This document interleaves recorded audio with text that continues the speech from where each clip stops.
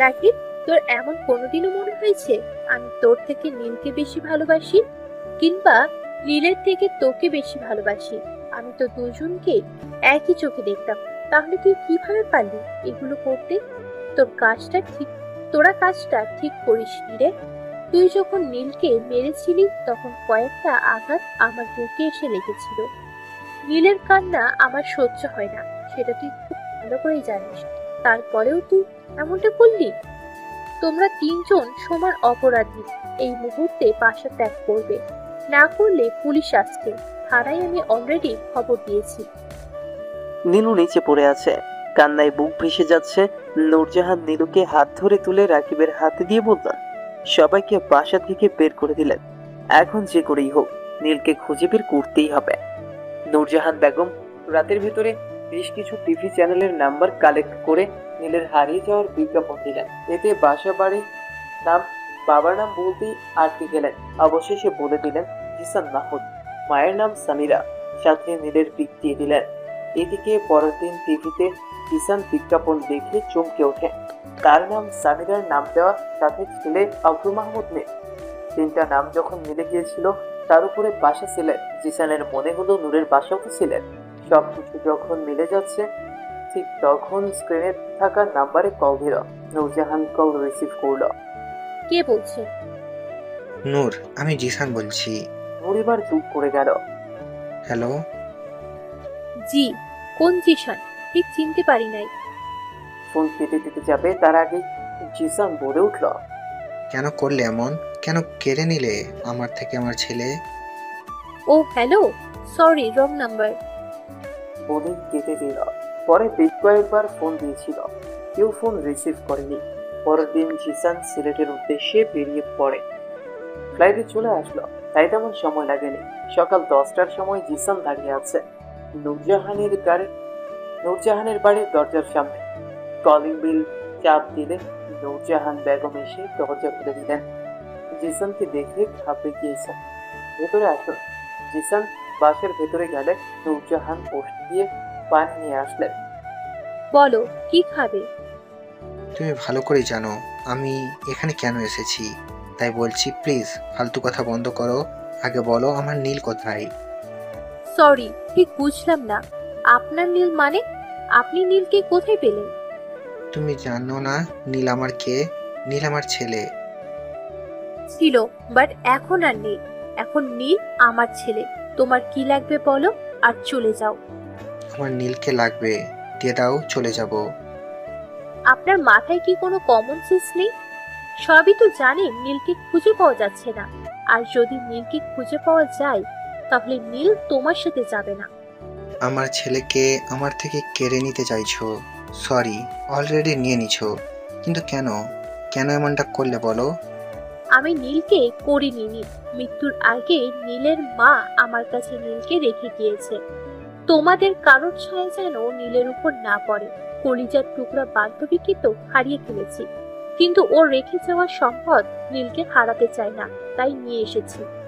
জিসান নরম সুর, একবার আমাকে বলতে পারতে আমার ছেলে মরেনি, বেঁচে আছে, তাহলে হয়তো আমার জীবিত ছেলের মৃত্যুবার্ষিকী পালন করতাম না। আপনার কি মনে হয় আমি আপনাকে বলবো? আর আপনি আপনার পরিবারের কাউকে বলবেন না নীল বেঁচে আছে? ওরা কেউ জানলে আমার নীলকে আমার থেকে কেড়ে নেবে, তাই বলিনি। কতদিন হলো খুঁজে পাওয়া যাচ্ছে না নীলকে? আজ থেকে 2 মাস 17 দিন। বাসা ছেড়ে চলে যাওয়ার কারণ কি ছিল? ও বাসা ছেড়ে যায়নি, তাকে যেতে বাধ্য করা হয়েছে। ঠিক বুঝলাম না, ক্লিয়ার করে বলো। অতঃপর সবকিছু বলে শুরু থেকে শেষ হতে জিসান চোখের কোণে জমে থাকা পানি চট করে মুছে নিল। তোমার ভাবি কোথায়? কেন? ওদের দিয়ে আপনি কি করবেন? যে মহিলার জন্য সবকিছু হয়েছে তাকে এই মুহূর্তে গুলি করে মারতে ইচ্ছে করছে। আমি ওদের তিনজনকে তাড়িয়ে দিয়েছি। তিনজনকে তাড়িয়ে দিচ্ছি মানে? তোমার মেয়ে কোথায়? নীলুকেও ওদের সাথে দিয়েছি। সবকিছু শোনার পর মনে হলো এখানে নীলুর কোনো দোষ নেই, ও বাচ্চা মেয়ে। তোমার ভাবি যেইভাবে নীলাকে বলেছে সে ঠিক সেইভাবেই করেছে। তোমার ভাবি হলেন পরিচালক, শাস্তি দিলে শুধু তাকে দিবেন, নীলুকে বাসা থেকে বের করে দেওয়া ঠিক হয়নি। নীলু এখন কোথায় আছে?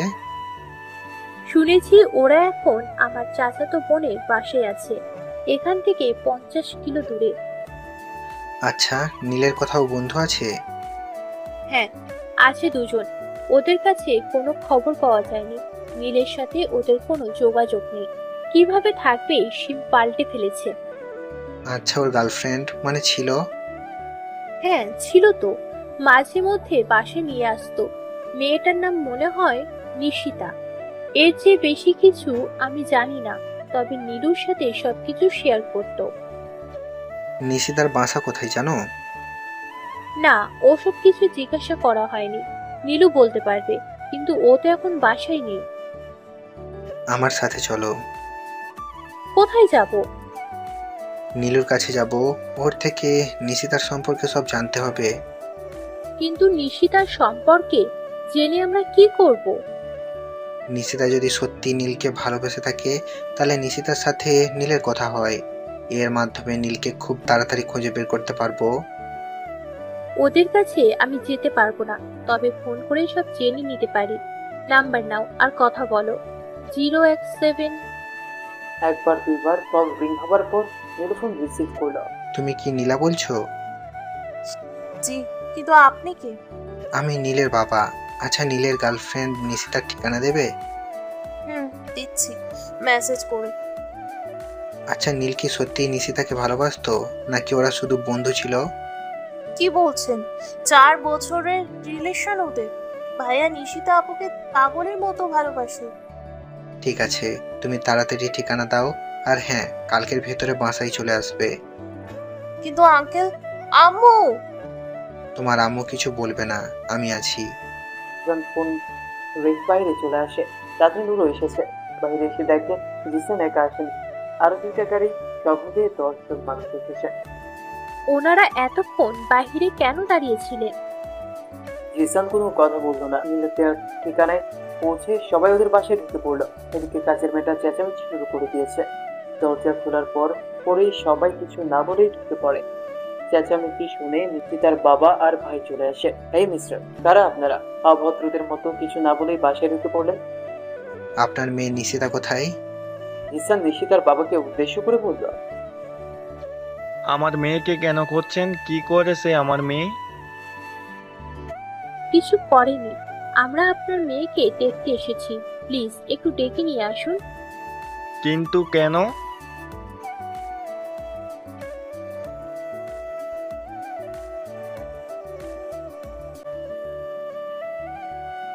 কেউ টাকা লাগেনি। তার আগে নিশিতা বাহিরে চলে আসে। জিসান নিশিতার কাছে গিয়ে, নীলের সাথে কথা হয় তোমার?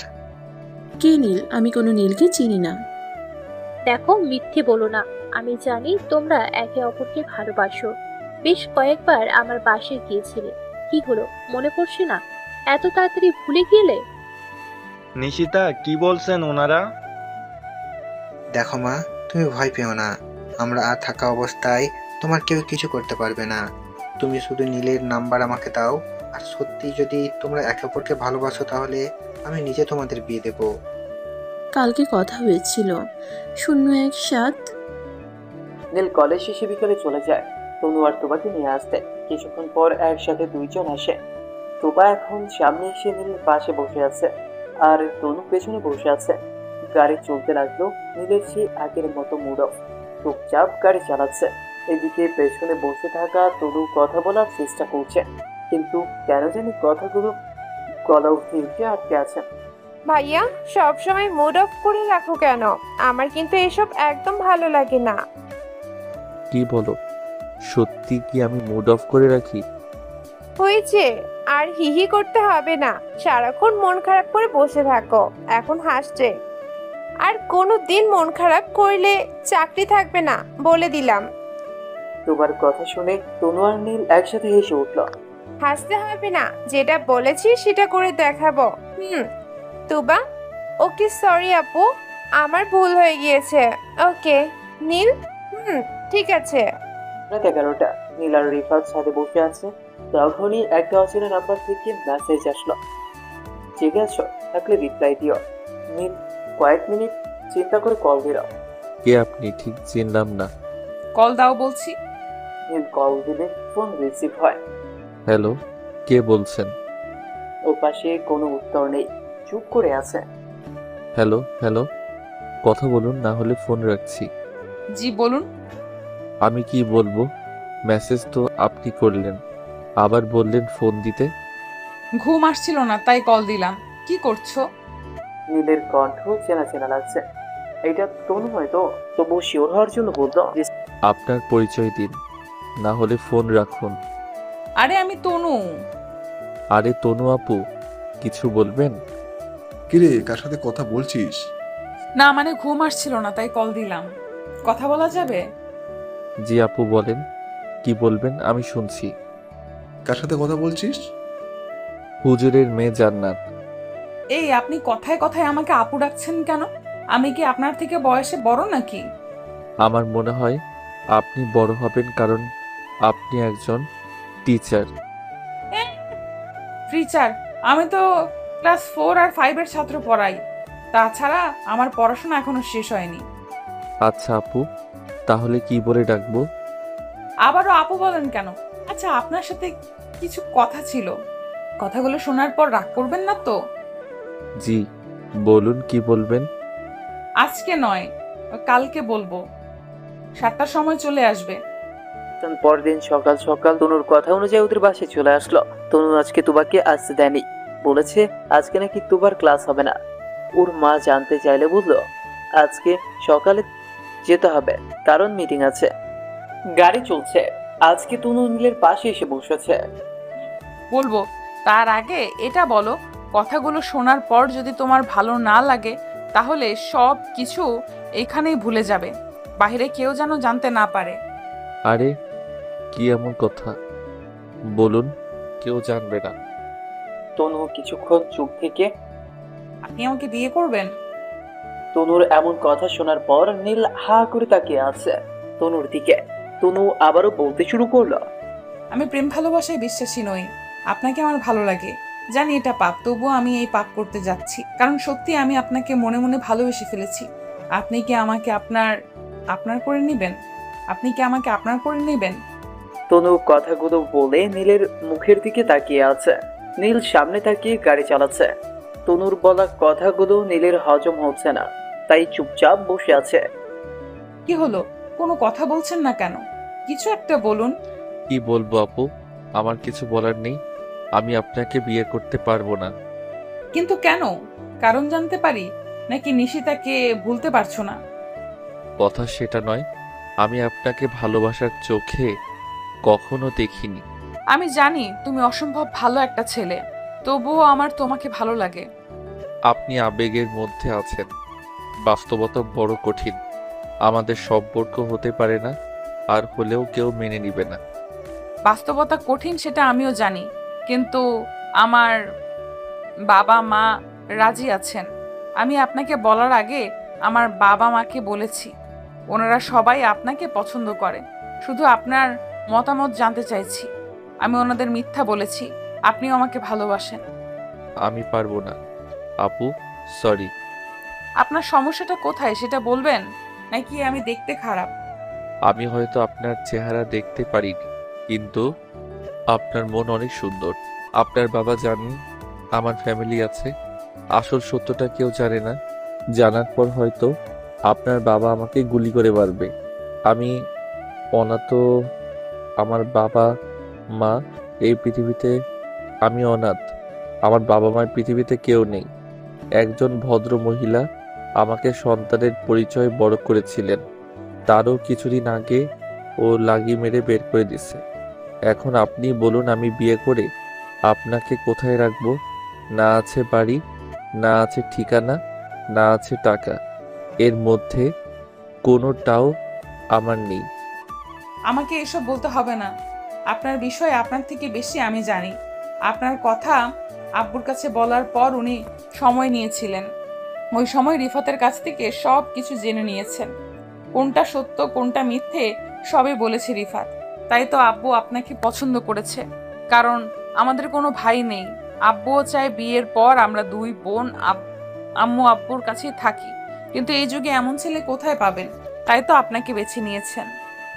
তবু আমি পারবো না, আমি ঘর জামাই হয়ে থাকতে পারবো না। তাছাড়া আমি পড়াশোনা করতে চাই, বিয়ে নয়। আপনার আব্বুকে বলে দিবেন কাল থেকে আমি আর আসবো না। আপনাকে ঘর জামাই হয়ে থাকতে কে বলেছে? আমরা একই এলাকায় থাকবো, আব্বুদের বাসার পাশে এই বাসা নিয়ে থাকবো, আর তুমি পড়াশোনা করতে পারবে। বিয়ে করলে বুঝি পড়াশোনা করা যায় না?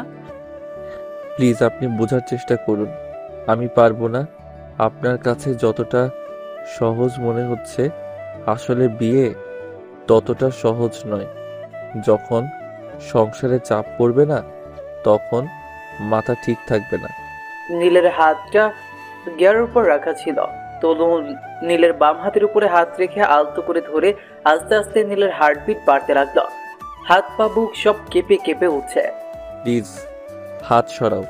আমার হাত আপনার হাতের উপরে রাখতেই এই অবস্থা। তাহলে আপনি যদি আমার চেহারা দেখেন তাহলে কি হবে আপনার?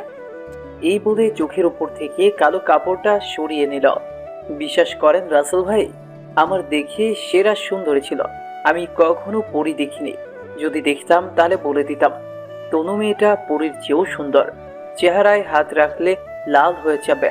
চামড়ার ভেতরে থাকা প্রত্যেকটা রগ হেসে উঠছিল। নীলের একদম হুঁশ নেই। তাড়াতাড়ি গাড়ি সাইড করে নেমে গাড়ির পেছনে চলে গেল। নীল পেছনে প্রায় 10 মিনিট দাঁড়িয়েছিল। ভয়ে বুকটা ধুকপুক করছিল। এই মুহূর্তে তার কি করা উচিত সেটা মাথায় ঢুকছে না। কিছুক্ষণ পর আবার গাড়িতে এসে বসলো। কি হলো, আপনি গাড়ি থেকে নেমে চলে গেলেন কেন? আপনি একটু কষ্ট করে পেছনে গিয়ে বসবেন। না, আমি এখানেই ঠিক আছি। নীল নীল ভুল করে তনুর দিকে থাকতে চাইছে না, সামনে তাকিয়ে আছে, কিন্তু আমি ঠিক নেই। প্লিজ বোঝার চেষ্টা করুন। আপনি এখানে বসলে হঠাৎ গাড়ি অ্যাক্সিডেন্ট হয়ে যাবে। তনু এখন ভ্রু কুচকে নীলের দিকে তাকালো। আপনি গাড়ি চালান, কিচ্ছু হবে না, বাসায় চলুন। কেন আপনি মাদ্রাসায় যাবেন না? না, যাব না, আপনি বাসায় চলুন। নীল আর কোনো কথা না বাড়িয়ে ইউটার্ন নিল। প্রায় কাছাকাছি এসে পড়েছিল। এখন আবার বাসায় চলে। তার মানে সত্যি আপনি আমাকে বিয়ে করতে পারবেন না? নীল কিছু বলছে না, চুপ করে আছে। কি হলো, কথা বলছেন না কেন? তার মানে আপনি আমাকে বিয়ে করবেন? কি আজীব মাইরে, জোর করে হ্যাঁ বলিয়ে নিচ্ছে। আমি কি বলেছি হ্যাঁ? তাহলে নাও তো বলেননি, তাই না? উফ, আমি আপনার আব্বুর কাছে বিচার দিব। কোনো সমস্যা নাই, দিতে পারো। প্লিজ আপনি বোঝার চেষ্টা করুন। আমি আপনাকে ভালোবাসি, আপনিও আমাকে ভালোবাসেন। তাই তো আব্বু বিয়ের সব কিছু ঠিকঠাক করে রেখেছেন। আজকে বিকেলে আপনার সাথে দেখা করতে চেয়েছেন আব্বু। আপনি পাগল হয়ে গিয়েছেন? সাথে আপনার আব্বুও? উনি আমাকে একটাবার জিজ্ঞেস না করেই কিভাবে বিয়ে ঠিক করে রাখতে পারেন?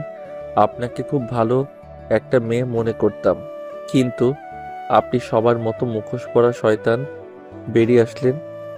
তনু নীলের কথায় অনেক বড়সড় আঘাত পেল। নিমিষে চোখের জল বেরিয়ে আসলো। তাই তো কালো কাপড়টা আবার চোখের উপরে লাগিয়ে দিল। কোনো কথা না, চুপ করে বসে আছে। নীল কিছুক্ষণ চুপ থেকে বলতে শুরু করলো। সরি আপু, আমার দ্বারা ওসব বিয়ে টিয়ে হবে না। আর হ্যাঁ, আজকের পর থেকে আমি আপনাদের চাকরিও করব না। আপনি আঙ্কেলকে বলে দিবেন আমার টাকাগুলো হিসেব করে দিয়ে দিতে। তনু মুখ দিয়ে কথা বের হচ্ছে না। কান্না করলে মনে হয় এরকমই হয়। নিজেকে শান্ত করে লম্বা করে নিঃশ্বাস নিল। এখানে চাকরি ছাড়ার কি হলো? আপনাকে চাকরি ছাড়তে হবে না। সরি আপু, আমি আপনার কথা রাখতে পারলাম না। আমাদের এখানে চাকরি করলে কোন দিন বিয়ে হয়ে যায় কে জানে। বিয়ে করতে হবে না, আর চাকরিও ছাড়তে হবে না। আমি সব কিছু ঠিক করে নিব। তবু আপনি আঙ্কেল আন্টিকে জানিয়ে দিয়েছেন, আমি ওদের চোখে খারাপ হতে পারবো না। তার চেয়ে ভালো হবে আমি চাকরিটাই ছেড়ে দিব। দেখুন, আপনি বেশি কথা বলছেন। বললাম না আমি সব কিছু ঠিক করে নিব। নীল আর কোনো কথা বলে না। তনু চুপ করে আছে। তনু কান্না করছে, তবে নীল সেটা বুঝতেই পারছে না। দেখলে তো বুঝবে। বারবার একটা কথাই মনে হচ্ছে। নীল তাকে মুখোশধারী শয়তান বলেছে। নীলের বলা প্রত্যেকটা শব্দ যেন ভেতরে হাহাকার শুরু করেছে। চোখের পলক ফেলার আগেই পানি জাল দিয়ে পড়ছে। মুখে কালো কাপড় থাকায় সেটা বলতে যাচ্ছে না। আজকে বাসায় গিয়ে কি বলবে? বিকেলে যখন তার বাবা নীলের সাথে দেখা করতে চাইবে তখন কি হবে এটা ভেবে টেনশনে শরীর শিউরে উঠছে। তনু যখন থেকে বুঝতে শিখেছে এখন তার বয়স 23, এখন অবধি একটা মিথ্যেও বলেনি। নীলের জন্য ফ্যামিলিতে মিথ্যে বলেছে। তনুর বিশ্বাস ছিল নীলও তাকে মনে মনে পছন্দ করে। মানুষের চলাফেরায় বসে যায়, নীলের চলাফেরায়, কথা বলায়, ভাবভঙ্গিতে। তনু সেটা বুঝতে পেরেছিল, কিন্তু সে ভুল ছিল। আসলে নীল তাকে কখনো ভালোই বাসেনি। এদিকে 1 মিনিট হয়ে গেল। নীল বাসার সামনে গাড়ি বন্ধ করে বসে আছে। তনুর সেদিকে কোনো খেয়ালই নেই। সে ভাবনার জগতে ডুবে আছে। নীল হালকা কাশি দিয়ে বলল, আমি এসে গেছি, নামতে পারেন। নীলের ডাকে হুঁশ ফিরে তনু করুণ চোখে নীলের দিকে তাকায়। আর একটা বার ভেবে দেখা যায় না? না যায় না। আপনি আমার জায়গায় থাকলে আপনিও না বলতেন। আমার কিছু করার নেই। নীল এটা বলেই গাড়ি থেকে নেমে জোরে দরজা লাগিয়ে দিল। তনু কিছুটা ভয় পেয়ে যায়। নীল গাড়িতে জোরে লাগিয়ে বসে আছে। তনু গাড়ি থেকে নেমে এক পা করে বাসার দিকে যাচ্ছে, আর পেছনে ফিরে তাকাচ্ছে। কিন্তু নীল ভুল করেও তাকায়নি। সে নিচের দিকে তাকিয়ে আছে, তবে সে খুব ভালো করেই বুঝতে পারছে তনু তার দিকে তাকাচ্ছে। রাতে নীল আর রিফাত রুমে বসে আড্ডা দিচ্ছে। নীল সবকিছু ভুলেই গিয়েছে, যেন কিছুই হয়নি। এদিকে রিফাত হঠাৎ করেই বলে দিল, কিরে, আজকে শ্বশুরের সাথে কি কথা হলো? নীল ব্রু কুচকে রিফাতের দিকে তাকায়। কিসের শ্বশুর, বুঝলাম না তোর কথা। তোর শ্বশুর জানাতের আব্বু আজকে তোর সাথে দেখা করতে এসেছিলেন বিকেলে। তখন তুই বাসায় ছিলি না, তুই তখন বাইরে ছিলি। পরে ওনাকে ফোন দিয়েছিলাম তোর সাথে দেখা হয়েছে কিনা। উনি বললেন হ্যাঁ হয়েছে। আরে কি বলছিস ভাই, ফাইজলামি বন্ধ কর। আমি কাউকে বিয়ে করতে পারবো না, সেটা তুই জানিস খুব ভালো করে। কি বলছিস মামা? তনুর মতো একটা মেয়েকে পেয়েও তুই বিয়ে করতে চাইছিস না? তার মানে তোর মতো কপাল পরা পৃথিবীতে দ্বিতীয় কেউ নেই। তুই জানিস এই যুগে এরকম মেয়ে পাওয়া কতটা ভাগ্যের ব্যাপার? আমাকে বললে তো আমি চোখ বন্ধ করে বিয়ে করে নিতাম। বয়স হয়নি তাতে কি হয়েছে? তাহলে তুই করে নে ভাই, আমাকে কেন প্যারা দিচ্ছিস? তনু তো আমাকে নয়, তোকে বিয়ে করতে চায়। তুই চুপ করবি? লাইট অফ কর, আমি ঘুমাবো। নীল চোখ বন্ধ করে শুয়ে পড়ে। রিফাত আর কথা না বাড়িয়ে লাইট অফ করে ঘুমিয়ে পড়ে। নীল চোখ বন্ধ করে এপাশ ওপাশ করছে, কিন্তু কিছুতেই ঘুম আসছে না। বারবার তনুর চেহারা ওর সামনে চলে আসছে। তনু সকাল থেকে রুমের দরজা বন্ধ করে বসে আছে, এখনো কিছু খায়নি। তনুর বাবা তনুকে দরজা খুলতে ডাকছে, কিন্তু তনু কিছুতেই ঘুমবে না। আচ্ছা, আমরা কি করলাম? খাবারও তো কোনো দোষ করেনি, তাহলে তুই না খেয়ে আছিস কেন? রাগ করলি নীলের সাথে, তাহলে সেই রাগ আমাদের উপরে ঢালার কি দরকার? নীলের কপাল খারাপ, তোর মতন একটা মেয়েকে দূরে সরিয়ে দিয়েছে। নীল যদি তোকে সত্যিই ভালোবাসতো তাহলে বিয়ের কথা শুনে পিছনে যেত না। প্লিজ আম্মু, শুধু শুধু আজেরা কথাবার্তা বলো না। আমি কারোর উপরে রাগ করিনি। যাও, আমাকে ডিস্টার্ব করো না রুমের ভেতর থেকে। তুই চিন্তা করিস না, ভাত খেয়ে নে, না হলে শরীর খারাপ করবে। আমি নীলের সাথে কথা বলছি, তোদের মতো কি হয়েছে সেটা আমি সমাধান করে দিচ্ছি। তুই শুধু কালকে সকাল পর্যন্ত অপেক্ষা কর। বুঝলাম না তোমরা কি শুরু করেছো। বললাম না আমাদের মধ্যে কিছু হয়নি, তাহলে কেন প্যারা দিচ্ছ? তনু কিভাবে বলবে? একটা মিথ্যাকে লুকাতে হাজারটা মিথ্যে বলতে হচ্ছে তনুকে। সবাই জানে একজন আরেকজনকে ভালোবাসে। নীল বলেছে এখন বিয়ে করতে পারবে না, তাই সব জানে না এটাই বলেছে। জিসান নাম্বার পেয়ে সাথে সাথে কল দিল নীলের ফোনে, কিন্তু কেউই রিসিভ করেনি। পরে আবারও কল দিল, এইভাবে বেশ কয়েকবার কল দিল, কিন্তু কেউই কল রিসিভ করেনি। আমার মনে হয় নীলের হাতের কাছে ফোন নেই, তাই রিসিভ করছে না। একটু পরে কল দাও। আচ্ছা, আপনি কে? আপনাকে তো চিনতে পারলাম না। আমি তোমার শ্বশুর, নীলের বাবা। ওই কে আপনারা? সেই কখন থেকে বাসায় ডেকে উল্টাপাল্টা কথা বলছেন। আমার বোনের বিয়ে ঠিক হয়ে গিয়েছে, আর আপনি এসে বলছেন আপনার ছেলে আমার বোনকে ভালোবাসে। কি শুরু করেছেন? এই কথা যদি ওর শ্বশুর বাড়ির কেউ জানে তাহলে বিয়ে ভেঙে দিবে। তাহলে ভেঙে দাও বিয়ে। তোমার বোনের বিয়ে আমার ছেলের সাথে হবে। ওই মিয়া, বললেই হলো নাকি? আমাদের মান ইজ্জত বলে কিছু আছে? বিয়ের কার্ড অলরেডি ছাপা হয়ে গেছে। এদিকে নিশিতা দর্শকদের মতো মধ্যখানে দাঁড়িয়ে আছে। তো কি হয়েছে? আমরা কার্ডে টাকা দিয়ে দিব, জিসানের সেক্রেটারির। আপনি আমাদের টাকার গরম দেখাচ্ছেন? আপনার মতো বড় লোকদের দিনে 4-5 বার কদম তুলিতে বেচা কেনা করতে পারবো আমি? তাহলে আপনি আমার স্যারের সিমেন্ট ফ্যাক্টরি কিনে দেখান। স্যারকে কিনতে হবে না, যদি কিনতে পারো তাহলে আমরা চলে যাব। শান্ত, কি বলছিস সব? এটা আমাদের ছেলের শ্বশুর বাড়ি, বেয়াদবি করা যাবে না। শান্তর হয়ে আমি ক্ষমা চাইছি, আপনারা মাইন্ড করবেন না। শুধু সিমেন্ট কেন, ওনার যা আছে বল, আমি কিনে নিব। মিকি মেহানা গ্রুপ। কোন ম্যাগনা? ফ্রেশ চিনো? রানা এবার চুপ করে গেল। নিশি তার বিশ্বাস হচ্ছে না সানির বাবার এত টাকা পয়সা, তাহলে নীলু কি আমাকে মিথ্যে বলল? নিশি তাই এসব ভাবছে। দেখুন, আমি চাইলে জোর করে হলেও আপনার মেয়েকে আমার ছেলের জন্য তুলে নিতে পারবো, কিন্তু আমি সেটা করব না। আমিও ভালোবেসে বিয়ে করেছি, তাই ভালোবাসার মর্ম বুঝি। আমার ভালোবাসা আমার বাবা মেনে নেননি, তাই পালিয়ে বিয়ে করেছি। যাকে সে অনেক কথা, আমি চাই না আমার ছেলেও পালিয়ে বিয়ে করুক। ভালো হয় আপনারা রাজি হয়ে যান, আমরা ধুমধাম করে ওদের বিয়ে দেব। বুঝিয়ে বললে সবাই রাজি হয়ে যায়। বাসায় কবে এসেছো? নিশাদ মনে মনে অনেক খুশি। নীল পরদিন সকালে ওদের বাসায় যায়। অনেক ভেবে চিন্তে দেখল এখন চাকরি ছেড়ে দিলে অনেক বড় ঝামেলা হয়ে যাবে। সামনের মাসে টাকার দরকার। বেশ কিছুক্ষণ বাইরে দাঁড়িয়ে আছে নীল, এখনো বাসা থেকে কেউই বের হয়ে আসছে না। দরজায় নক করলো। আন্টি, তুবা কোথায়? দেরি হচ্ছে তো। ওরা কেউ আজকে যাবে না, তুমি বরং কালকে এসো। কেন আন্টি, কোনো সমস্যা হয়েছে? আন্টি তখন বড় বড় চোখ দিয়ে তাকালেন নীলের দিকে। সব সমস্যা বাড়িয়ে বলছে কোনো সমস্যা? এখন কিছু বলাও যাবে না, মেয়ের জামাইপুরের কথা। তাহলে বেশ কয়েকটা কথা শুনিয়ে দিতেন। না বাবা, তেমন কোনো সমস্যা নয়, তনুর শরীর খারাপ, তাই যাবে না। তখনই তুবা আসলো দরজার সামনে। নীল ভাইয়া, তুমি এসেছো? তোমরা নাকি আজকে যাবে না? না, এদিকে আসো, তোমার সাথে কথা আছে। তুমি কালকে পড়াতে আসোনি কেন? আন্টি তখন ভেতরে চলে গেলেন আর তুবা নীলকে বাইরে নিয়ে আসলো।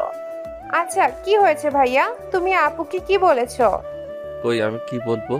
কেন, কি হয়েছে তোমার আপুর? মিথ্যে বলো কেন? তুমি বলনি আপুকে বিয়ে করতে পারবে না? আরে কি বলছিস বোন, তুইও পাগল হয়ে গেলি তনু আপুর মতো? আমি যেটা বললাম তুমি সেটার উত্তর দাও। তোমার জন্য আমার আপু কালকে থেকে না খেয়ে আছে। আমার পক্ষে বিয়ে করা সম্ভব নয় তুবা, তুই ছোট মানুষ, কিছু বুঝবি না। সো তুই চুপ থাক। আর হ্যাঁ, তনু আপুকে বলিস খেয়ে নিতে। আমি ছোট মানুষ? আচ্ছা, আমিও দেখবো তুমি বিয়ে কিভাবে না করো। তুবা হন হন করতে করতে চলে গেল। এদিকে নীল বাসায় চলে আসে আর তুবা রুমে গিয়ে মামাতো ভাই শাওনকে ফোন দিয়ে সবকিছু খুলে বলে। বিকেলে নীল আর রিফাত বাসার সামনে টং দোকানে বসে চা খাচ্ছে। তখনই হামলা শুরু হয়ে গেল। শাওন সহ 8 জন 4টা বাইক নিয়ে এসেছে, হাতে লাঠি। এই নীল, এদিকে আয়। হ্যালো, কে? কারণ শাওন ওদের কলেজে পড়ে, সিনিয়র, বখাটে ছেলে। কি হলো তোর আসতে এতক্ষণ লাগে এইদিকে? নীল সামনে গিয়ে দাঁড়িয়ে আছে। কিছু বলবেন? তুই এইগুলা কি শুরু করছিস ভাই? আমি আবার কি করলাম শাওন ভাই? আমি আপনার কথা বুঝতে পারছি না। এই বেটা, তুই আমার কথা বুঝিস না? এতদিন তনুর সাথে রিলেশন করে এখন বিয়ের কথা বলতে মানা করে দিলি? সরি ভাই, আপনার কোথাও ভুল হচ্ছে। তনু আপুর সাথে রিলেশনে যাইনি। এই দেখ, মিথ্যে শুনলে আমার মাথা কাজ করে না। সেদিন মার্কেটে তোর জন্য কাপড় কিনেছে, ঘড়ি কিনেছে। ফুপু জিজ্ঞেস করলে বলেছিল শাওন ভাইয়ের জন্য কিনেছি। ও মা, পরে আমাকে না দিয়ে তোকে দিয়েছিল। সেদিন বুঝতে পেরেছিলাম তোদের মধ্যে কিছু চলছে। আজকে সেটা তো বা ক্লিয়ার করে দিল। আরে ভাই, আপনি ভুল ভাবছেন। আমি এই চুপ, আর একটাও মিথ্যে বলবি না। সোনায় মরি থাকতে হইলে আগামী 3 দিনের ভেতরে তোকে তনুকে বিয়ে করতে হবে, নাহলে গুম করে ফেলবো তোকে। শাওন কোমরে থাকা বন্দুক দেখিয়ে দিল। সাথে সাথেই নীলের গলা শুকিয়ে কাঠ হয়ে গেল। ভাই, আপনি আমাকে এইভাবে বলতে পারেন না। নীল ভয়ে বেচারা শেষ হয়ে যাচ্ছে। এই চুপ, আমি কিভাবে বলতে পারবো? সেটা কি তোর কাছ থেকে শুনবো? ভালোই ভালো বিয়েতে রাজি হয়ে যা, না হলে আমার পিস্তলের 2টা ক্যাপসুল তোর মাথায় গিটার বাজাবে। তখনই নীলের ফোনে কল আসে। নীল বেচারা ভয় পেয়ে চুপসে আছে। এদিকে ফোনের রিংটোনের কারণে শাওনের কানে সমস্যা হচ্ছে। এই বেটা, ফোন ধরিস না কেন? জি। শাওন ধমক দিয়ে নীল ধমক শুনে ফোন রিসিভ করে। ওপাশ থেকে নূরজাহান বেগম হো হো করে কেঁদে দিলেন। নীলের বুঝতে অসুবিধা হয়নি এরা তার আম্মু। আম্মু কি হয়েছে, তোমার কাঁদছো কেন? নীলও কান্না করে দিল। আমাকে ক্ষমা করে দিস বাবা, আমি তোকে বুঝতে পারিনি, সত্যিটা না জেনেই। আম্মু প্লিজ তুমি কান্না বন্ধ করো, আমার আম্মু কোনো ভুল করতেই পারেন না, প্লিজ কান্না বন্ধ করো। নীল চোখের পানি মুছে। কালকে থেকে তোর ফোন ট্রাই করছি, কেউ কল রিসিভও করছিল না। কোথায় আছিস তুই বল, আমরা এক্ষুনি তোকে নিতে আসছি। তোমাদের আসতে হবে না, আমি আজকেই চলে আসবো। কিন্তু তুই এখন আছিস কোথায় সেটা বল। আমি এখন নোয়াখালী, সো আর কিছু বলতে পারলো না, তার আগে শাওন ফোন নিয়ে বন্ধ করে দিল। কিরে তুই চলে যাবি মানে? কোথায় যাবি? ভাইয়া আপনি আমার ফোন দিন, আমি বাসায় যাব। তাহলে তনুর কি হবে? তোর কি মনে নেই কেউ তোকে ফোন দিয়ে চলে যেতে বলবে আর তুই চলে যাবি? তাহলে সেটা তোর ভুল ধারণা। তোকে হুদায় 3 দিনের ভেতরে সময় দিতে যাচ্ছিলাম। তোর আর তনুর বিয়েতে আজকেই হবে। বিয়ের পর যেখানে খুশি তনুকে নিয়ে যাস, কেমন? প্লিজ ভাই আমাকে এখন যেতে দিন, আপনি যাকে বলবেন আমি তাকে বিয়ে করব, প্লিজ আমাকে এখন যেতে দিন। এই রিফাত আর তোর বোন জামাইকে বাইকে তোল। দুজন মিলে নীলকে মাঝখানে বসিয়ে দিল, সাথে রিফাতকেও অন্য সাইকেলে তুলে নিল। কিছু দূরে গিয়ে শাওন তার ফুপুকে ফোন দিয়ে বলল নীল তনুকে বিয়ে করতে রাজি হয়ে গিয়েছে এবং সে আজকেই বিয়ে করবে, বাসায় কাজে নিয়ে আসার জন্য। ফুপুর বাসার বাইরে এসে নীলকে ওয়ার্নিং দেওয়া হলো। সাইম তুই আর শুভ রিফাতকে নিয়ে আমাদের বাংলোতে চলে যা, আমি যখন বলবো তখন মেরে ফেলবি, যদি বিয়ে না হয় তবেই, আর আগ অবধি একটা ফুলের টোকাও দিবি না। শাওন তার বন্ধুদের বলে দিল। ওরা রিফাতকে নিয়ে চলে গেল। নীল অসহায়ের মতো তাকিয়ে আছে। ভাই আপনি আমাকে মেরে ফেলুন, কোনো সমস্যা নেই, তবুও রিফাতের কিছু করবেন না প্লিজ। হাত জোর করে। দেখ ভাই, আমি কাউকে কিছু করব না। আমার কথা শুনলে আমার মতো ভালো মানুষ তুই এই পৃথিবীতে দ্বিতীয় পিস পাবি না, আর কথা না শুনলে আমার থেকে খারাপ এক পিসও নেই। এখন দেখ তুই কি করবি। ঠিক আছে ভাই, আমি বিয়ে করব, তার আগে কথা দিন রিফাতের কিছু হবে না। আমার বিপদে ওনারা আমাকে আশ্রয় দিয়েছেন, তাই আমিও চাই না আমার জন্য রিফাতের কিছু হোক।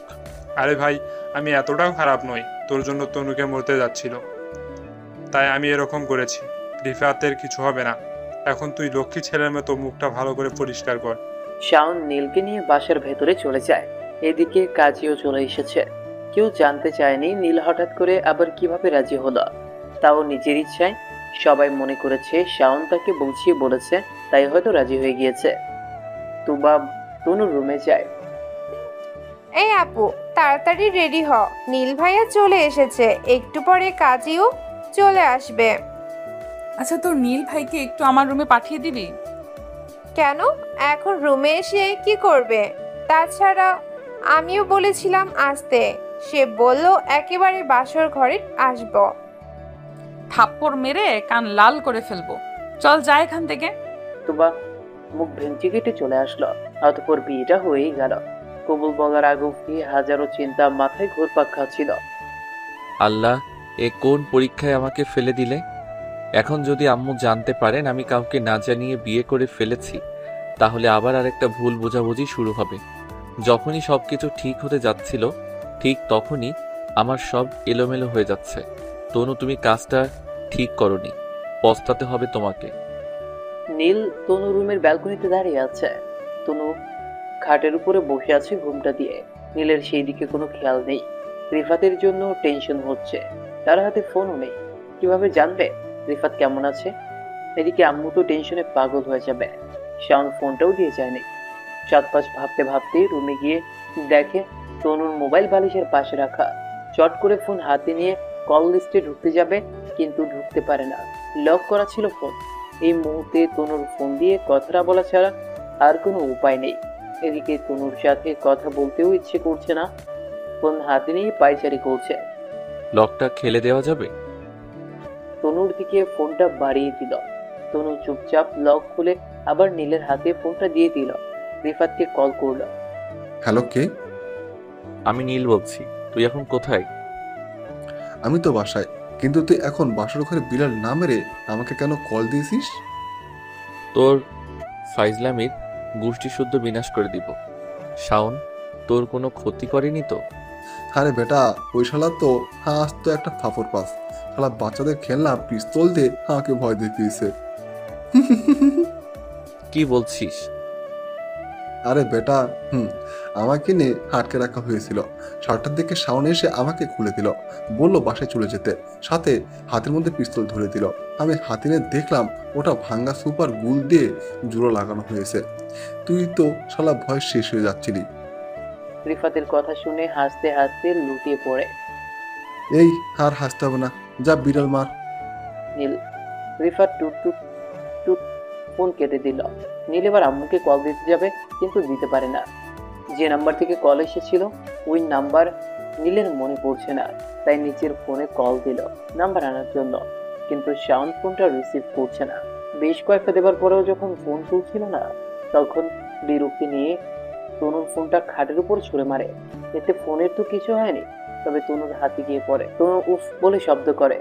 নীল সেটা দেখেও না দেখার মতো করে থাকে।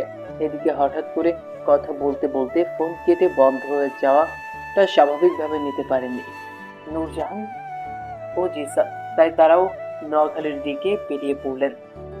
ঢাকায় চলে এসেছেন, এখন কালকে সকালে যাবেন নোয়াখালী। জিসান অবশ্য নীলের নাম্বারটা পুলিশের কাছে দিয়ে রেখেছে। রাত অনেক হয়েছে, ঘুমাবেন না? নীল ব্যালকনিতে দাঁড়িয়ে আছে।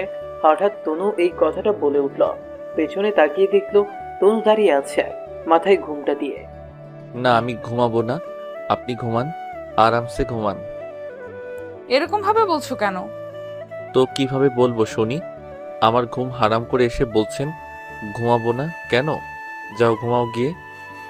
তনু ধমক খেয়ে সোজা খাটে এসে বসে পড়ে। তনু কিছুই বুঝতে পারে না নীল হঠাৎ এরকম করছে কেন। মিনিট 5 পর নীল একটা বালিশ নিয়ে মিনিট 5 মধ্যে নীল বিছানা থেকে একটা বালিশ নিয়ে সোফায় শুয়ে পড়ে। তনু পাশে এসে দাঁড়িয়ে আছে।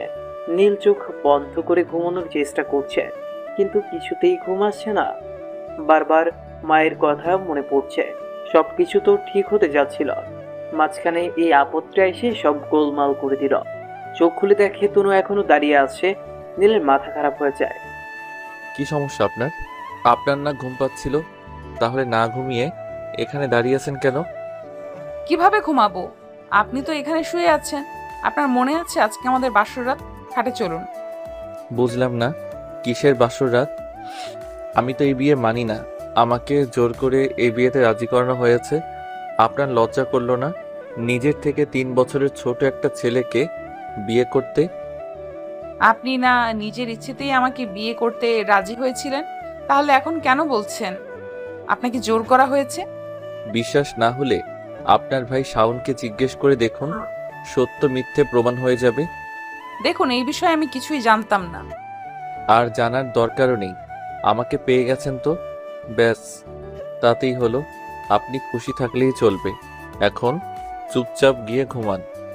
তনু আর একটাও কথা বলেনি, চুপ করে শুয়ে পড়ে। কিন্তু ঘুম আসছে না। নীল চোখ বন্ধ করতেই তনুর চেহারাটা সামনে ভেসে উঠল। একটা পরী এসে নীলের সামনে দাঁড়িয়ে আছে। নীলের খুব ভালো লাগছে দেখতে, আবার ভয়ও করছে। কখন গলা চেপে ধরে নিজেকে শান্ত স্বাভাবিক করার জন্য দোয়া পড়ে ঘুমানোর চেষ্টা করছে। এদিকে নোয়াখালীর পুলিশ নাম্বারের মাধ্যমে জানতে পারে এই মুহূর্তে নীলের মোবাইল সোনাইমুড়ি বাজারের দক্ষিণ দিকের 500 মিটার দূরের একটা বাসায় আছে। পুলিশ রাতেই গিয়ে বাসায় ঢুকে পড়ে। 1টা বাজে শাওনের রুমে বাহিরে 5 জন পুলিশ এসেছে। শাওনের মা বাবা কারণ জানতে চাইলে, এই বাসায় নীল আছে? কে নীল? আমরা কোনো নীলকে চিনি না। আচ্ছা, আপনার ছেলের রুমে কি আর কেউ ঘুমিয়ে আছে? আরে কি বলছেন আপনারা? আমার ছেলের রুমে অন্য কেউ কেন শুয়ে থাকবে? আপনার ছেলেকে ডেকে দিন, না হলে আমরা দরজা ভেঙে ভিতরে ঢুকবো। শাওনের মা তাকে ডাক দিলেন। ঘুম ঘুম চোখে শাওন দরজা খুলে। সাথে সাথে সবাই তার রুমে ঢুকে যায়। নীলকে তো পাওয়া যায়নি, তবে নীলের মোবাইল পাওয়া গেছে। স্যার, আমার মনে হয় এই বেটা নীলকে কিডন্যাপ করে রেখেছে। এখন ওকে কিছু জিজ্ঞাসা না করে থানায় নিয়ে চলুন। হে স্যার, এখন কিছু জিজ্ঞেস করলে ড্যামা করবে। সকাল 7:30 শাওনকে থানায় নিয়ে যাওয়া হলো। কিন্তু শাওন কিছুই বুঝতে পারছে না তাকে কেন পুলিশ নিয়ে গেল। সকাল হওয়ার আগে এদের মধ্যে একজন ছিল একটু মেন্টাল টাইপের। এই বল, তুই ছেলেটাকে কোথায় লুকিয়ে রেখেছিস? আরে স্যার, কি বলছেন? আমি কাকে লুকিয়ে রেখেছি? ও, তাহলে তুই কিছু জানিস না, তাই তো? জি স্যার, আমি কিছুই জানি না। এমনি আমি এটাও জানি না আমাকে কেন কি জন্য নিয়ে আসা হয়েছে। কুত্তার বাচ্চা, তোর কাছে ওর ফোন পাওয়া গিয়েছে আর তুই বলছিস কিছুই জানিস না? এই কথা শোনা মাত্রই পুলিশের মাথায় রক্ত উঠে যায়। এই বলে মাইট শুরু করে দিল। শাওনকে আর একটাও কথা বলতে দিল না। 30 মিনিট মারার পর হাফ ছাড়লো। শাওন ছাড়া পেয়ে বলতে শুরু করলো, স্যার, আপনি কোনো ফোনের কথা বলছেন, একটু ক্লিয়ার করে বলবেন? পুলিশ চোখ রাঙিয়ে 2টা বাড়ি মারলো শাওনের পাছায়। শালা, তোর হাতে যেই ফোন পাওয়া গেল সেই ছেলের কথা বলছি। নীল, ওকে তুই কোথায় লুকিয়ে রেখেছিস? তোর সাথে আর কারা জড়িত আছে সেটা বল। ও স্যার, এটা তো নীলের ফোন। একটু আগে না তুই কিছুই জানতি না, তাহলে এখন জানলে কিভাবে? আরে স্যার, আমার কথা শেষ করতে দিন। নীল আমার ফ্রেন্ড, ওর ফোন আমার কাছে ভুল করে ফেলে গিয়েছে। সত্য কথা বললে আরো বেশি খেলাবে ভাই। এমনই তোর ফ্রেন্ড হয়ে গেল? তুই না শালা মাদারচোদ, নীলকে কোথায় লুকিয়ে রেখেছিস সেটা বল। স্যার, আমি ওকে লুকিয়ে রাখিনি। আপনি আমাকে আপনার মোবাইল দিয়ে দেন, আমি ওকে ফোন করে আসতে বলছি। ফ্রেন্ডটি, আসামির ফোনটা নিয়ে আসো। শাওন ফোন পেয়ে তাড়াতাড়ি তনুর নাম্বারে কল দিল। 1-2বার রিং হবার পর তনু ফোনটা রিসিভ করে পাশে তাকিয়ে দেখলো নীল সোফায় ঘুমিয়ে আছে। হ্যালো, ওই নীল, কোথায়? কি হয়েছে? এত সকালে ফোন দিলি কেন? উনি তো ঘুমাচ্ছেন। আরে রাখ তোর ঘুম, আমাকে পুলিশ ধরেছে, তুই নীলের কাছে ফোনটা দে। 1 মিনিট, হুট করে দিচ্ছি। এই যে শুনছেন? তনু নীলের বুকের উপর হাত রেখে হালকা করে ধাক্কা দিচ্ছে। নীল হঠাৎ করে লাফ দিয়ে ওঠে, যার ফলে তনু কিছুটা ভয় পেয়ে যায়। কয়েক সেকেন্ড তনুর দিকে তাকিয়ে জিজ্ঞেস করে, কি হয়েছে? এমন করে কেউ ডাকে? কেন জানি মনে হচ্ছিল হার্টবিট বেড়ে শরীর কাঁপতে শুরু করেছিল। তনু ধমক খেয়ে কিছু না বলে ফোনটা নীলের দিকে এগিয়ে দেয়। আমি আপনার ফোন দিয়ে কি করব? আপনার ফোন এসেছে। নীল ফোন হাতে নিয়ে দেখলো শাওন নামের সেই নাম্বার। হ্যালো নীল ভাই, আমার একটু থানায় আসতে পারবে? না হলে এই বেটা পুলিশ আমাকে মেরে ফেলবে। আপনি কি করেছেন যে পুলিশ আপনাকে মেরে ফেলবে? আরে ভাই, ওনারা ভাবছেন তোমাকে আমি কিডন্যাপ করে রেখেছি। প্লিজ ভাই, আমাকে বাঁচাও। নীল ফ্রেশ হয়ে থানার উদ্দেশ্যে রওনা হয়েছে। এদিকে পুলিশ নীলের বাবা জিসানকে ফোন দিয়ে বলে দিয়েছে ওনারা আরো সকালে রওনা দিয়েছেন, এখন লাকসাম আছেন, 1 ঘন্টার ভেতরে পৌঁছে যাবেন। 30 মিনিটের ভিতরে নীল চলে গেল থানায়। আগে শাওনকে বাইরে বের করলো। শাওনের এই অবস্থা দেখে নীল মুখ চেপে হেসে দিল। শাওনকে নিয়ে চলে যেতে চাইলে পুলিশ নীলকে আটকে রেখে দেয়, কারণ জানতে চাইলে বলল, আপনার ফ্যামিলির লোক আসছে আপনাকে নিতে। নীল শোনা মাত্র খুশিতে পুলিশকে জড়িয়ে ধরলো। শাওনকে একটা গাড়ি ডেকে হাসপাতালে পাঠিয়ে দিল। কিছুক্ষণ পর কয়েকটা গাড়ি এসে থানার সামনে দাঁড়ালো। কয়েকজন লোক এসেছে, সাথে নূরজাহান বেগম। নীল মাকে দেখে দৌড়ে গিয়ে জড়িয়ে ধরলো। জিসান নীলকে দেখে তার চোখের কোণে পানি জমেছে। ছেলেটা কত বড় হয়ে গিয়েছে। নীলকে তার মা সিলেটে নিয়ে চলে আসেন। মাকে পেয়ে নীল সবার কথা ভুলেই গেল। আর রিফাতকে একবার ফোন দিয়ে বলেছিল, তনুর কথা তো তার একদম মনেই ছিল না। গাড়িতে বসে আছে, গাড়ি ঢাকার দিকে এগোচ্ছে। সামনে ড্রাইভার আর জিসান বসে আছে, পেছনে নীল তার মায়ের পাশে বসে আছে। এতদিন পর মাকে পেয়ে মায়ের কোলে মাথা রেখে বকবক করেই যাচ্ছে। জিসান সেটা খুব ভালো করেই দেখে যাচ্ছে। নূর একবার ইশারায় বলেছিল নীলকে জিসানের কথা বলবে কিনা, জিসান বারণ করে দিল। জিসান চাই কিছুদিন পরে জানাতে, আগে সবকিছু আগের মতো হোক। তারপর একে একে 2 দিন চলে যায়। নীল ভুল করেও তনুর সাথে যোগাযোগ করেনি। তনু বেশ কয়েকবার ফোন দিয়েছিল, কিন্তু কেউ ফোন রিসিভ করেনি। তনু এটা বিশ্বাস করে। পরের দিন সকালে নিশাদ নীলের বাসায় আসে। পরের দিন সকালে নীল ছাদে বসে আছে, তখনই নিশাদ আসলো। নিশাদকে দেখে একটু নড়ে চড়ে অন্যদিকে তাকিয়ে বসে থাকলো।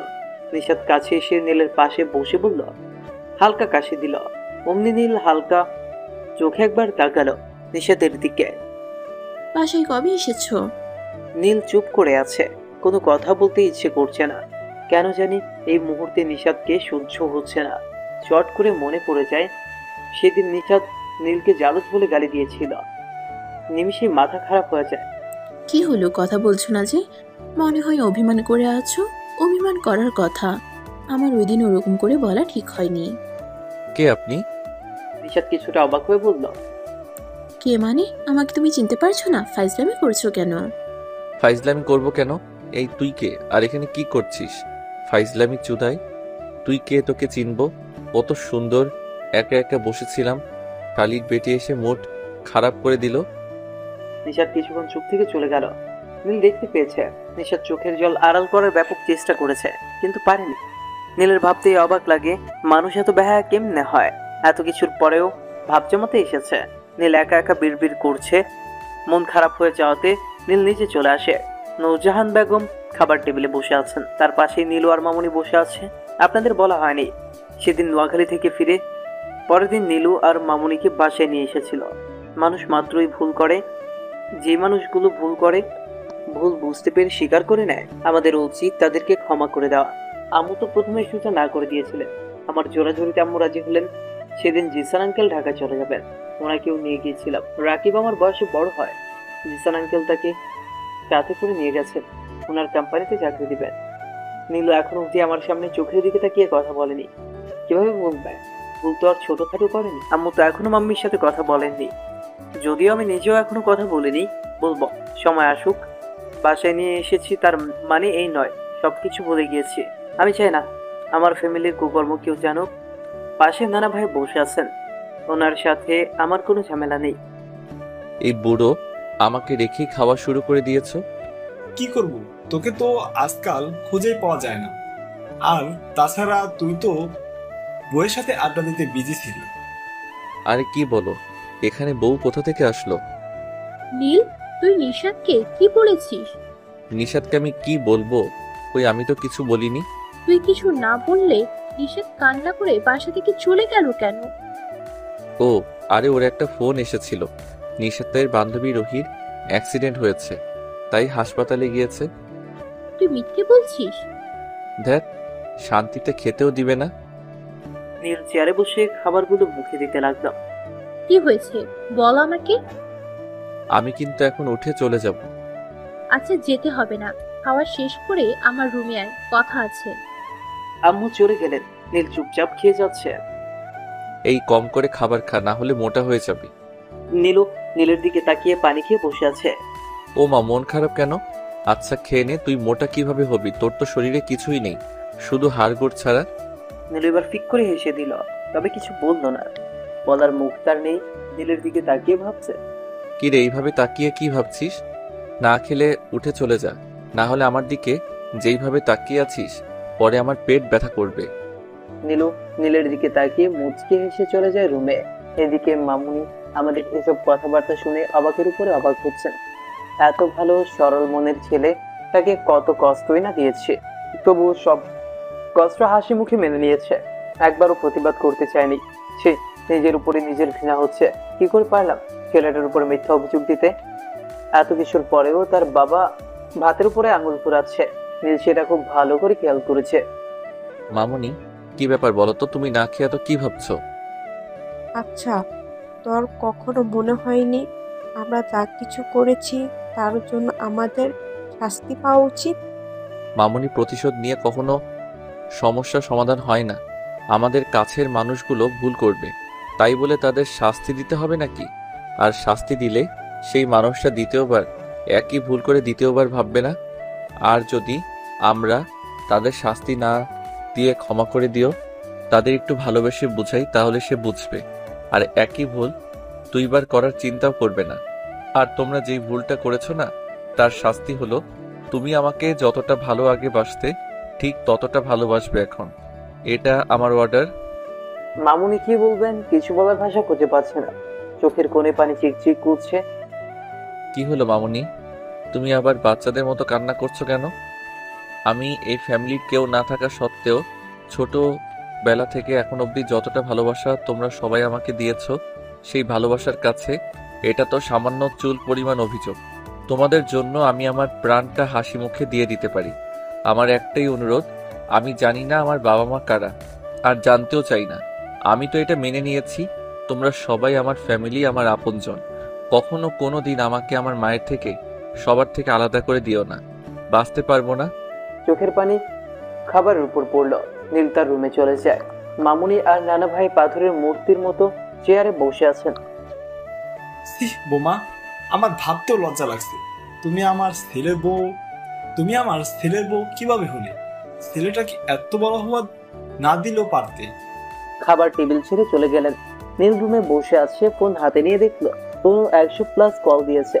সবসময় মোবাইল সাইলেন্ট থাকায় বুঝতে পারেনি। তাছাড়া বাসা আসার পর থেকে ভুল করেও একবার ফোন হাতে নিয়ে দেখেনি। কল ব্যাক করতেই ওপাশ থেকে চট করে রিসিভ করে ফেলে। মনে হয় ফোন হাতে নিয়ে অপেক্ষায় ছিল। আসসালামু আলাইকুম। ওয়ালাইকুম আসসালাম। আপনি কোথায় আছেন? আজকে 3 দিন হয়ে গেল, কোনো খোঁজ খবর নেই। আপনার কিছু হয়নি তো? শাওন বলল আপনাকে আপনার মা নিতে এসেছে। আপনি এখন কোথায় আছেন? একসাথে আরো হাজারটা প্রশ্ন ছুড়ে মারলো নীলের দিকে। আপনি একসাথে এতগুলো প্রশ্ন করলে আমি উত্তর দেব কিভাবে? আপনাকে কতবার কল করেছি কিন্তু কেউ কল রিসিভ করেনি। ফোন আমার কাছে ছিল না, আর আম্মু হঠাৎ করে আমাকে নিতে আসলে আর কাউকে বলার সুযোগ পাইনি, তাই না বলেই চলে এসেছি। আপনি ভালো আছেন তো? খুব হ্যাপি। আমার থেকে সুখী এই মুহূর্তে পৃথিবীতে দ্বিতীয় কেউ নেই। নীল ভুল করেও জানতে চায় না তনু কেমন আছে। এদিকে নীল চলে আসার পর থেকে ঠিকমতো খাওয়া দাওয়া বন্ধ করে দিয়েছিল। তনুর মা বাবা ব্যাপক টেনশনে পড়ে গিয়েছিল। আচ্ছা, আমি আপনার আম্মুর সাথে কথা বলতে পারি? এই আপনি পাগল নাকি? আম্মু এখনো কিছুই জানে না, জানলে আমাকে আবার বাসা থেকে বের করে দিবে। ও, তনুর মন খারাপ হয়ে যায়। আচ্ছা, আপনি আমাদের বাসায় কবে আসবেন? আপনাকে দেখতে খুব ইচ্ছে করছে। আরে আমি আর এসে কি করব? দেখতে ইচ্ছা করলে আমি পিক হোয়াটসঅ্যাপ করে দিচ্ছি, মন ভরে দেখে নিও। আচ্ছা, আমাকে আপনার বাসায় নিয়ে যাবেন না? আরে আপু, আপনি আমার বাসায় এসে কি করবেন? আচ্ছা ঠিক আছে, সামনের 2 মাস পর ঈদ আসছে, তখন চলে এসো। আপনারা সবাই ঘুরে যাবেন আমার শহর। নিমিষেই তনুর মনটা আবার খারাপ হয়ে যায়। সে কি বলছে? নীল তার ঠিক উল্টো উত্তর দিচ্ছে। সে হয়তো ভুলেই গিয়েছে তনু তার বিবাহিত স্ত্রী। তনু আর কিছুই বলতে পারে না। আস্তে আস্তে গলার আওয়াজ কমে আসে। ঠিক আছে, ভালো থেকো, অন্য কোনো দিন কথা হবে। বলে ফোন কেটে দিল নীল। মনে হলো আম্মু তাকে বলেছিল রুমে যাওয়ার জন্য। নীল রুমে ঢুকে দেখলো তার আম্মু কারোর সাথে ফোন আলাপ করছে। নীলকে দেখিয়ে ফোন কেটে দিলেন না। আই বস। নীল তার মায়ের কোলে মাথা রেখে শুয়ে পড়ল। বাবাই, তোর কি শরীর খারাপ? না, শরীর খারাপ কেন হবে? হঠাৎ করে শুয়ে পড়লি, তাই ভাবলাম তোর শরীর খারাপ। আমার আর শরীর খারাপ সম্ভব নয়। আচ্ছা শোন, তুই সবসময় তোর বাবার সম্পর্কে জানতে চাইতি না? যখন জানতে চাইতাম তখন আমি বোকা ছিলাম, এখন আর জানতে চাইবো না। যেখানে আমার বাবা মা আমার জন্মের পর আমাকে ডাস্টবিনে ফেলে চলে গিয়েছে, কেউ জানে না আমার মা বাবাকে, তাহলে তোমরা কিভাবে জানবে? নীল, কি বলছিস এইসব? যেটা জানিস না সেটা নিয়ে কথা বলবি না। রাগ করো কেন? আচ্ছা বাদ দাও ওসব কথা, কেন ডেকেছো সেটা বলো। বাদ দেবো কেন? আমারই ভুল হয়েছে। ছোটবেলায় তোকে সত্যিটা বলিনি। তোর বাবা আছে, আমরা ছাড়াও তোর আর একটা ফ্যামিলি আছে। এতদিন তোকে সেটা বলিনি, তার প্রয়োজনও পড়েনি। কিন্তু এখন বুঝতে পারছি না বলে কতটা ভুল করেছি। তাহলে হয়তো আজকে তোকে কেউ জারজ বলে গালি দিতে পারতো না। যেখানে আমার মা আমাকে জন্মের পর ফেলে চলে গিয়েছে, সেখানে কেউ জানে না আমার বাবাকে মাকে, তাহলে লোক তো জারজ বলবেই, এটা স্বাভাবিক। কিন্তু তোর তো সবাই আছে, বাবা আছে, ফ্যামিলি আছে। আর হ্যাঁ, তোর মা তোকে ছেড়ে যায়নি, তোর থেকে তোর মাকে কেড়ে নেওয়া হয়েছে। হয়তো আল্লাহ এটাই চাইতেন। কেড়ে নিয়েছে মানে? তোর মা বাবা ভালোবেসে বিয়ে করেছিল, যেটা তোর দাদা আর তার ভাই মেনে নিতে পারেনি, তাই অ্যাক্সিডেন্টের নাম করে ওরা মেরে ফেলেছিল তোর মাকে, আর তোকে আবর্জনায় ফেলে দিয়েছিল। ভাগ্যক্রমে তুই বেঁচেছিলি। তখন আমার মায়ের প্রেমিক কি করছিল? উনি কোথায় ছিলেন? ভালোবেসে বিয়ে করতে পারলেন, ভালোবাসার মানুষটিকে বাঁচাতে পারলেন না। নীল তার মায়ের এরকম নির্মম মৃত্যুর কথা শুনে ভেতরটা শিউরে উঠছে। তুই ভুল বুঝতে পারছিস। তোর বাবা তখন দেশে ছিল না। ওরা তো তোর মায়ের লাশটাও তোর বাবাকে দেখতে দেয়নি। যখন জানতে পেরেছিল এটা অ্যাক্সিডেন্ট নয় খুন, তখন তার চাচা আর কাকুরকে কুপিয়ে খুন করেছিল। পরে তোর বাবা জেলে চলে যায়। তোর বাবা জানতো না তুই বেঁচে আছিস। জানলে হয়তো খুন করে জেলে যেত না, তোর দিকে তাকিয়ে সব ভুলে যেত। এদিকে তোর মা মৃত্যুর আগে আমাকে বলেছিল তোকে ওই বাড়ির ছায়াও যেন তার উপরে না পড়ে। তুই হয়তো জানিস না তোর মা স্বামীরা আর আমি কত ভালো বন্ধু ছিলাম। সেটা তোকে বলেও বোঝাতে পারবো না। নীলের চোখের জলে আর নাকের জলে এক হয়ে গিয়েছে। মায়ের শাড়ির আঁচল ভিজিয়ে দিয়েছে নাকের পানি আর চোখের পানি মুছে। মা বাবা কোথায়? কোনো জেলে আছে বলো, আমি দেখা করব। তোর বাবা এখন জেলে নয়, খুন করার 3 মাস পর জেল থেকে ছাড়া পেয়ে যায়। দুইটা খুন করলে 3 মাস পর জেল থেকে বের হওয়া যায়? আরে পাগল, তোর বাবা ছিল তার বাবার একমাত্র ছেলে, তাই পানির মতো টাকা দিয়েছে এমপি মন্ত্রীদের। আর তুই তো জানিস আমাদের দেশে টাকা থাকলে সব হয়। ওনার বাবার এত টাকা পয়সা ছিল, তাছাড়া ওনার বাবার জন্যই তো আমার মায়ের খুন হয়েছে। তাহলে উনি তার বাবাকে কিছু করেনি? তুই এমন কেন? বাবা তো বাবাই, যতই ভুল করুক। আমি যদি কোথাও ভুল করে ফেলি, যে ভুলের কারণে তোর সবকিছু চলে যায়, তাহলে কি তুই আমাকে মেরে ফেলবি? প্রশ্নই ওঠে না। আমার আম্মু কখনো ভুল করতেই পারে না, তাহলে মারবো কেন? তোর বাবার সাথে দেখা করবি? হুম। আচ্ছা, সেটা পরে হবে। তুই নিশাদকে সরি বলবি। বুঝলাম না, আমি কেন তাকে সরি বলবো? ওই নিশাদ আমাকে সবকিছু বলেছে। আচ্ছা, যেখানে আমি তোকে অবিশ্বাস করেছিলাম, সেখানে নিশাদ কিভাবে তোকে বিশ্বাস করত? আমি তো তোকে 20 বছর থেকে জানি তুই কি রকম, তবুও তো গোলমাল হয়ে গেল। তাহলে যেই মেয়েটা মাত্র 4 বছর থেকে জানে, সে কিভাবে বিশ্বাস করবে বল? এখন তুই ওদের বাসায় যাবি আর সরি বলে আসবি। আমি পারবো না। তুমি জানো না ও কতটা লোভী মেয়ে, সেটা আমি খুব ভালো করে জানি। তুই না গেলে আমি তোকে মাইর দিব। তাহলে দাও না। উঠ বলছি। আর দেখো আমার শাড়ির কি অবস্থা করেছে নাকের পানি দিয়ে। চুপ করে বসে থাকো, তাই না? আমার মনে হয় আর কোনো কাজ নেই। চল ওঠ বলছি। আমি উঠতে পারবো না, তুমি চুপ করে বসে থাকো, আমার ঘুম পাচ্ছে। আউ ছাড়ো, উঠছি, লাগছে তো। ফ্রেশ হয়ে নিশাদকে ফোন দিয়ে বললাম বাইপাস আসার জন্য। গিয়ে দেখি নিশাদ আগে থেকেই দাঁড়িয়ে আছে। আমাকে দেখে মুচকি হাসি দিল। চলো পেছনে ওঠো। কোথায় যাবে? উঠবে নাকি আমি চলে যাব? নিশাদ কোনো কথা না বলে চুপচাপ উঠে বসলো। নীল সোজা কাজীবাজার সেলফি ব্রিজে চলে আসলো। বাইক সাইডে দাঁড় করিয়ে ফুচকাওয়ালার কাছে গেল। মামা, 2 প্লেট ফুচকা দাও, বেশি করে ঝাল দিবা। তা পড়াশোনা কেমন চলছে? পড়াশোনা ছেড়ে দিয়েছি। কিন্তু কেন? তোমাকে বলেছিলাম না বাবা বিয়ে ঠিক করে ফেলেছেন। ও হ্যাঁ, আমার তো খেয়ালই ছিল না। তোমার স্বামী কি করে? তোমার মতনই বেকার। কিন্তু তুমি তো বললা তোমার যার সাথে বিয়ে হচ্ছে সে অনেক বড় একটা চাকরি করে। ফাইজলামি করেছি। আচ্ছা, আমাকে ক্ষমা করা যায় না? তুমি তো কিছু করনি, তাহলে ক্ষমা চাইছো কেন? ও শিট, সরি। সরি কেন? আম্মু বলতে বলেছে তাই। কিন্তু কেন? সকালের বিষয়টা নিয়ে। আচ্ছা, একটু সত্যি কথা বলবে? কি বলো? তুমি আমাকে আগের মতোই ভালোবাসো নাকি ভুলে গিয়েছো? নিশাদ নীলের হাতটা ধরে নিল আলতো করে। সত্যিকারের ভালোবাসার মানুষগুলোকে কখনো ভোলা যায় না। নীল অন্যদিকে তাকিয়ে, তাহলে সত্যি তুমি আমাকে এখনো ভালোবাসো? ভালোবাসি, কিন্তু তোমার ভালোবাসা আর পেতে চাই না। নিশাদের মন খারাপ হয়ে যায়, কিছু বলতে যেও পারে না। থমকে যায় ফুচকাওয়ালার ডাকে। নীল ফুচকার প্লেট নিয়ে খেতে শুরু করে। নীল খাওয়া শেষ করে দেখলো নিশাদ না খেয়ে হাতে নিয়ে বসে আছে। নীল মনে মনে চিন্তা করে, কোনো এক সময় মুখে তুলে খাইয়ে দিতাম, এখন দেইনি বলে বসে আছো নিশাদ। আর কখনো খাওয়াবো না, কারণ তুমি সেই অধিকার হারিয়ে ফেলেছ। কি হলো, খাচ্ছ না কেন? না, ভালো লাগছে না, চলো এখান থেকে। নীল নিশাদকে নিয়ে চলে আসলো। বাসায় এসে রুমে বসে গেম খেলছে। তখনই তনু কল দিল। হ্যালো।